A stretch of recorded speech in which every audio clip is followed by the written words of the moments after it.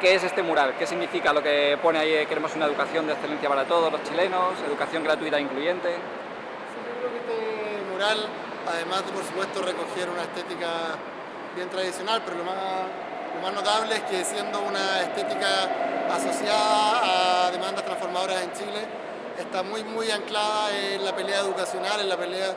por una educación por un lado gratuita, por lo tanto que se entienda como un derecho, que el Estado la garantice y que deje de depender y de segregar de acuerdo al tamaño de la billetera de cada estudiante o de su familia, y al mismo tiempo ideas como una educación incluyente,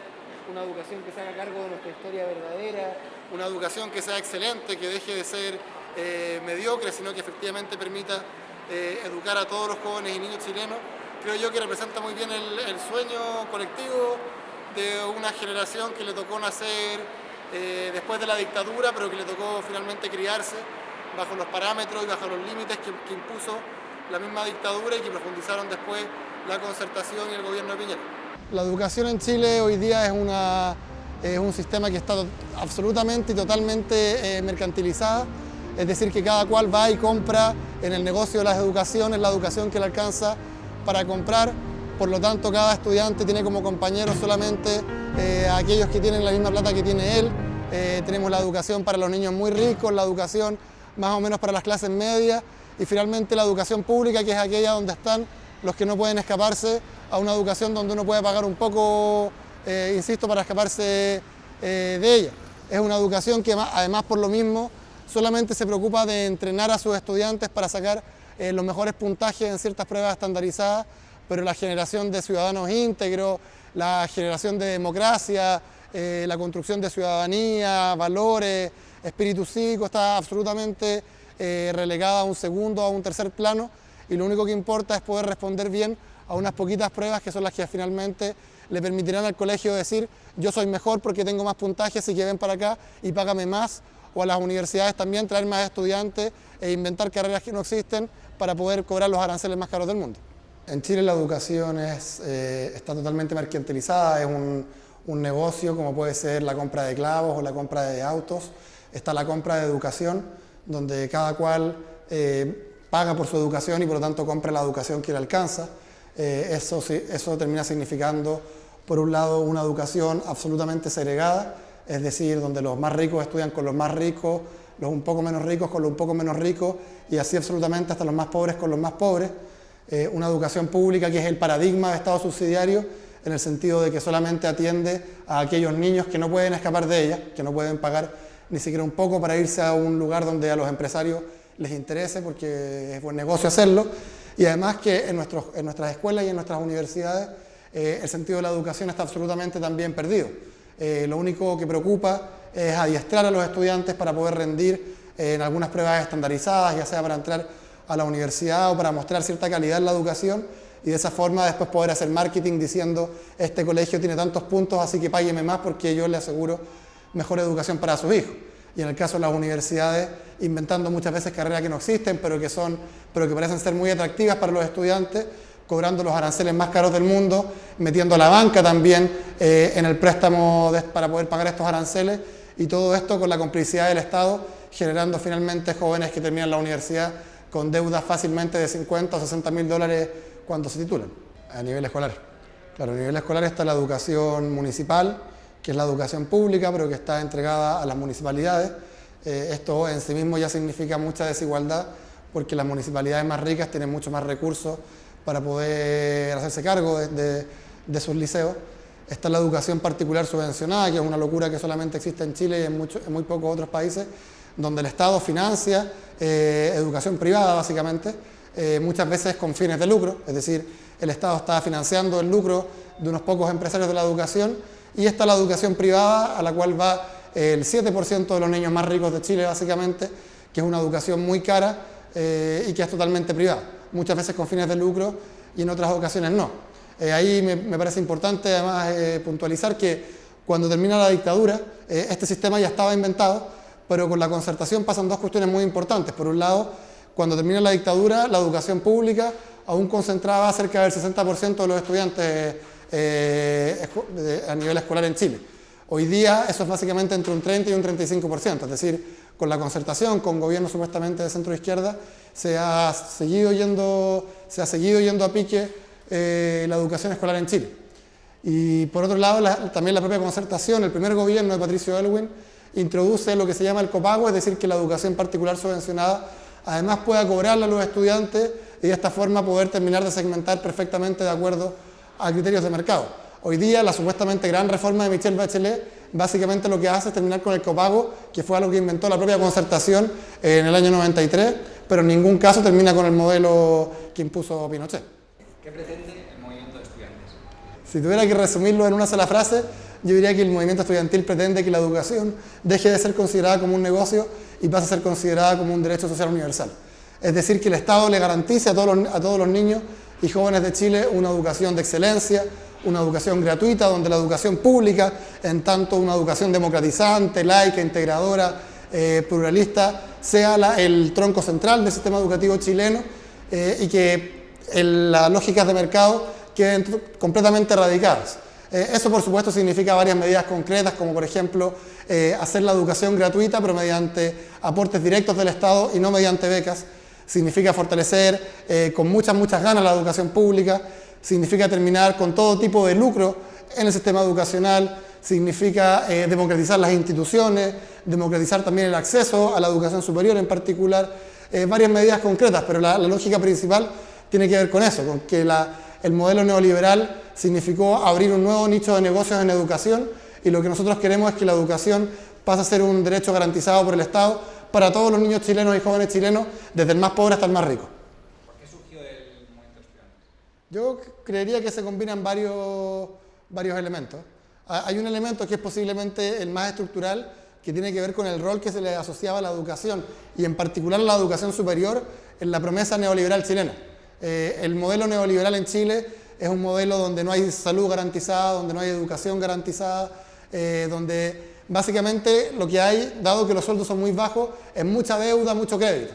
Eso significa que las familias en Chile, cuando se van a dormir, básicamente se abruman porque la deuda crece y crece y crece, y la promesa que se les hizo a esas familias es que con la educación superior de sus hijos ellos iban a poder tener un trabajo de mucha mejor calidad, con muchos mejores sueldos, y por lo tanto iban a ser capaces de salir adelante frente a todas esas deudas. Cuando la educación superior demuestra ser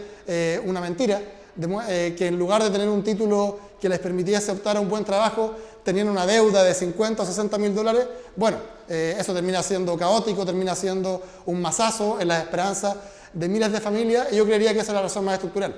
Pero creería que también hay otras quizás de orden más histórico. Por un lado, hay un tema también generacional. La dictadura de Pinochet significó instaurar una cultura del terror en Chile. En Chile había mucho miedo a la política, miedo a salir a las calles, porque finalmente durante 17 años cualquier tipo de participación política podía significar la muerte o la desaparición. A nuestra generación eso no le tocó vivirlo directamente. Nosotros crecimos en democracia, pero aquellas consecuencias materiales de la dictadura de Pinochet sí las seguimos viendo y ya no nos parecían justas. Y yo creería que hay también un tercer elemento que tiene que ver también con la madurez propia del movimiento estudiantil. El movimiento estudiantil no nace en 2011, tiene unos primeros reventones en los 90, después el 2001, el 2005, ya con más fuerza el 2006, la Revolución Pingüina, y todos esos procesos permitieron ir madurando una forma de concebir la política y la democracia en Chile, que significó que en el 2011 no estábamos dispuestos a delegar una vez más en los partidos políticos de siempre la solución a nuestras demandas, sino que exigíamos ser nosotros los protagonistas. Yo creería que el 2011 fue un remesón tremendamente potente para todos los que estuvimos involucrados en él. Se notó un cambio en el sentido común, en la forma de comprender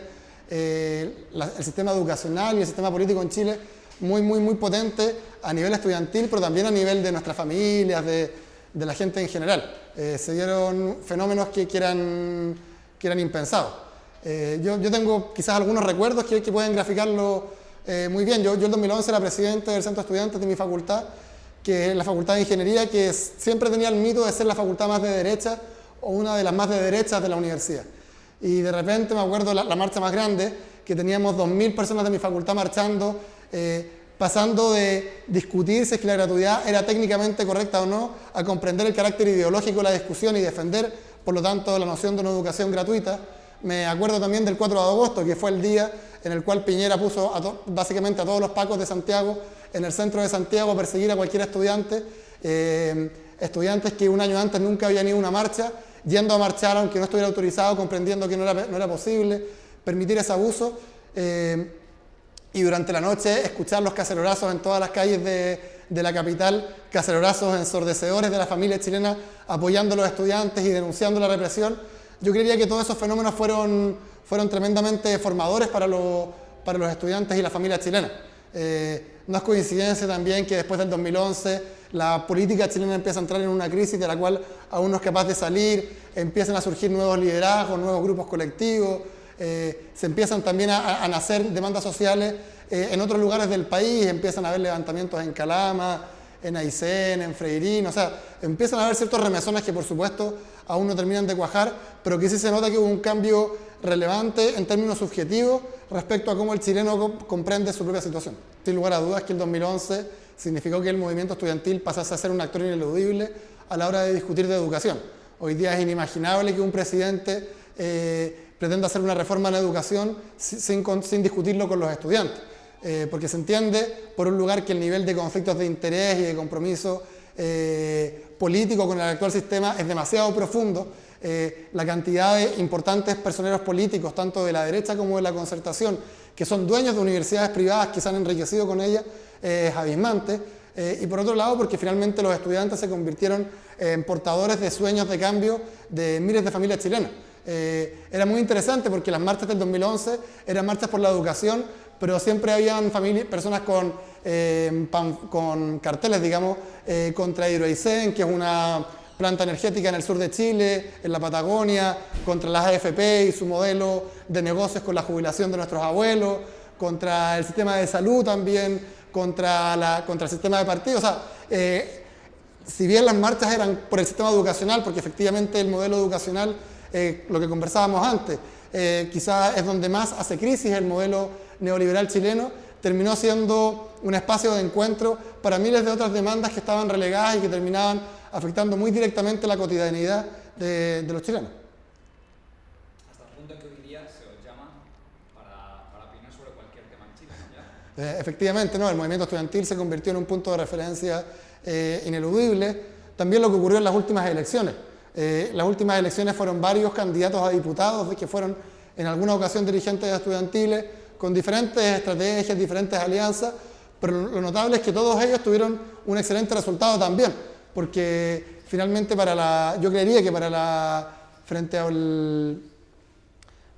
frente al descrédito general de la clase política chilena, lo que representaron los dirigentes estudiantiles, en tanto representantes del movimiento estudiantil, fue una esperanza de entregarle nuevos aires a la política.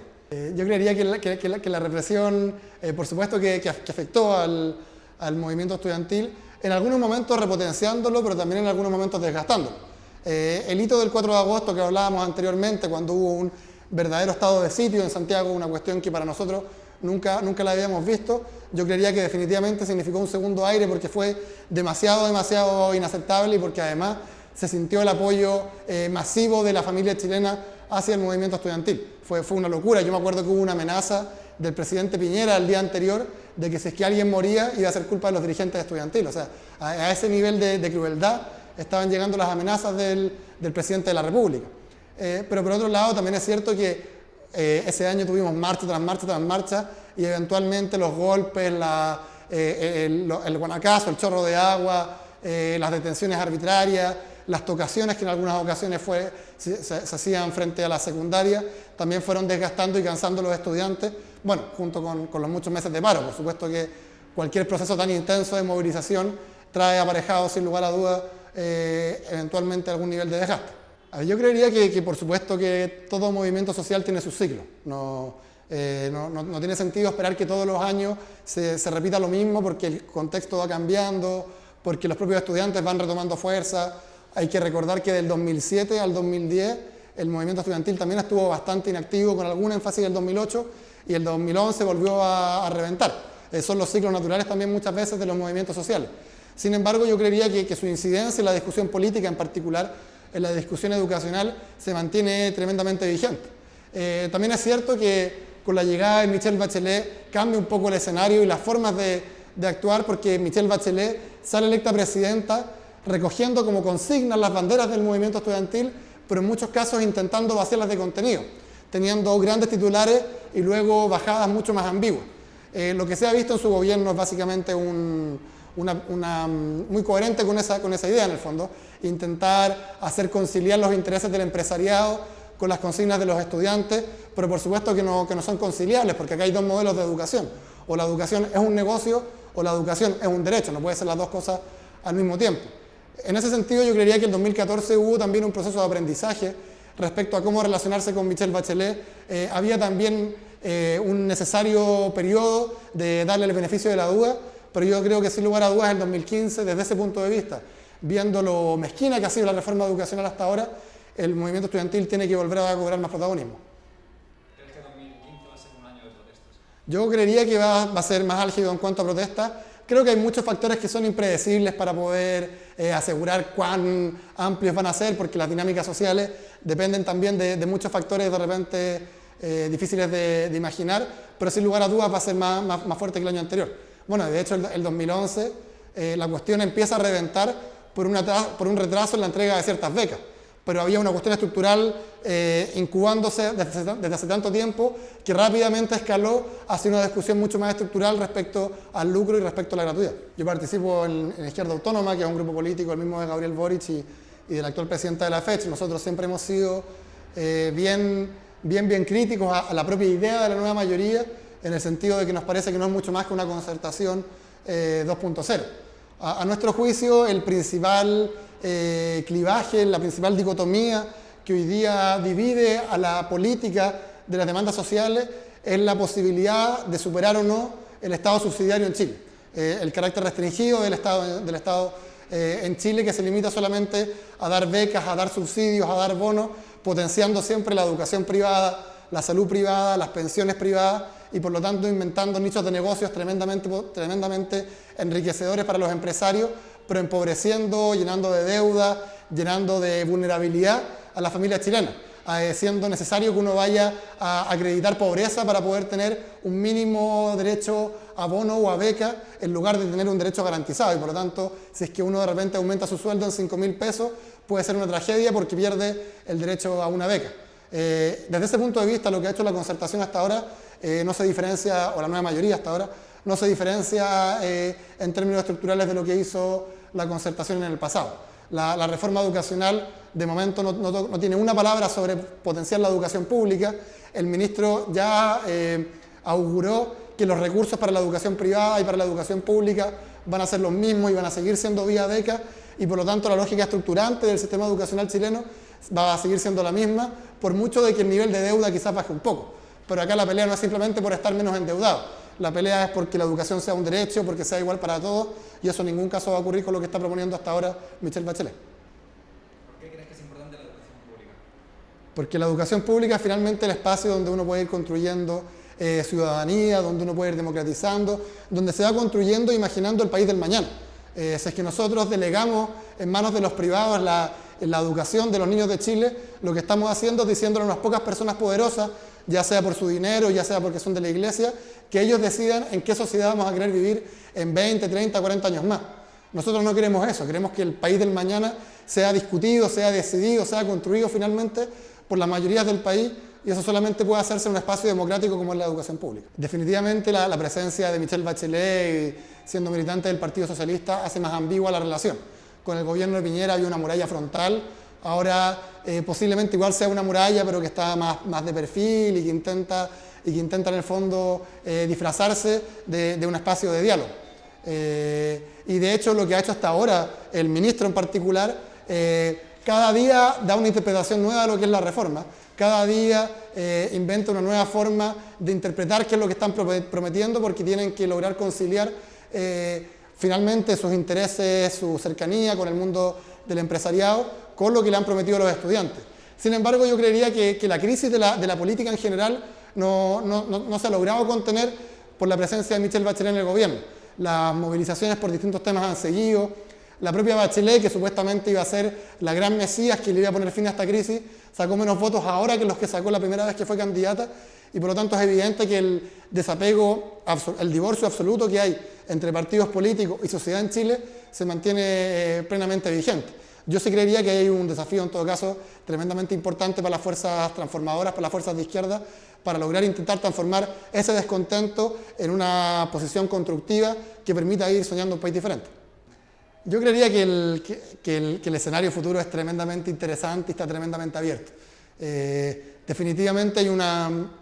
lo que decíamos recién, hay un descrédito, hay una crisis de representatividad muy grande en Chile. Yo no diría que hay una crisis de la política en términos globales porque la gente sigue viviendo bajo las reglas del sistema, pero sí una crisis de representatividad muy grande y eso ha permitido que empiecen a emerger de a poquito fuerzas nuevas, pero aún demasiado incipientes como para poder